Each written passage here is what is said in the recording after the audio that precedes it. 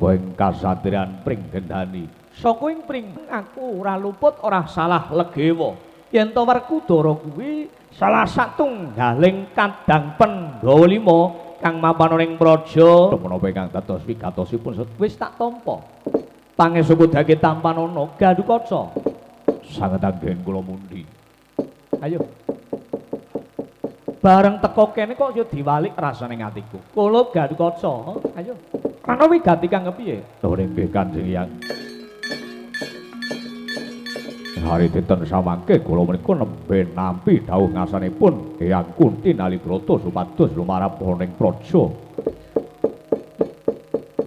Sing bala-bala matur ngasanipun Hyang Gunawan Wibisana supados ngampil wujudipun baleken sono Sikudamas kinara kanggo dawuhipun Paman Pangeran Janaka ya jagat diwasani ngatur jagat.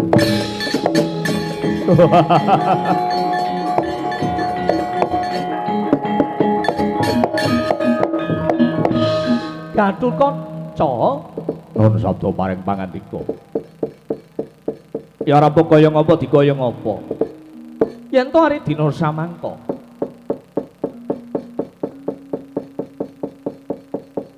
Gadukaca diutus dening Eyangmu Kunti Nalibrata supaya lumarap ing ngarsaning jeneng ingsun ora kejaba bakal ngampil wujuding baleken sono Sikudamas kira kanggo sarana dawuhing Pangeran Janaka ya sedulurmu pamanmu Arjuna. Bener dasar para nyata. Nun nggih.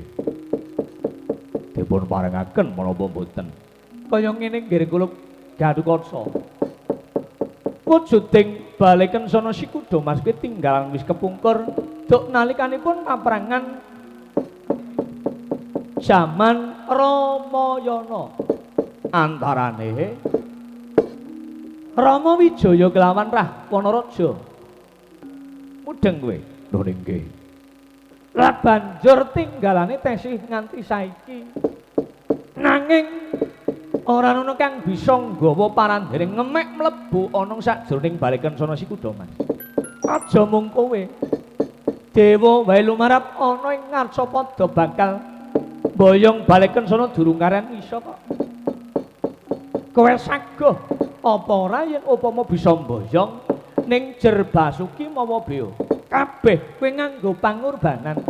Wong mukti kudu nglakoni mati, wong mulya kudu nglakoni rekasa. Saguh apa ora?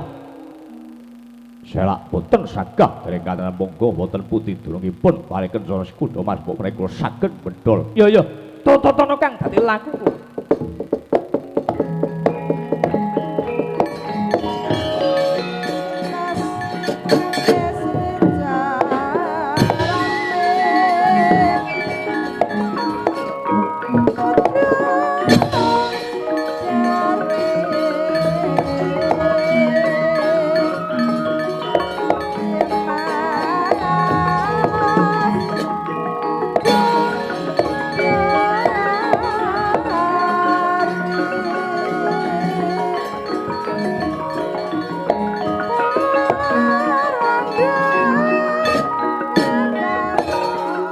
Iki wujuding baleken sono Sikudamas. Yen to jeneng sira bisa munggah ana ing wuwunganing baleken sono tanpa kaprabawan martandani katrima panyuwunanmu marang dewa.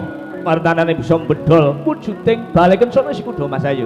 Gadukaca kok menawa nggonmu betah apa kurang guling ketampa panyuwunanmu munggah ning baleken sono Sikudamas ora kaprabawan. Sambayang tak lelani ning mengko yen wis paripurna Janaka dawuh kudu dibalake marang Praja Singgrawura. Saguh apa ora? Kensana Sikudamas. Prabu Anom Gadukaca treng kesuma rembesing madu ijiling antapa tedhaing Andharawari. Ketampa panyuwunaning marang dewane munggah ning baleken sono Sikudamas. Wuwungane boten kapraban saged boyong mabur napak dirgantara.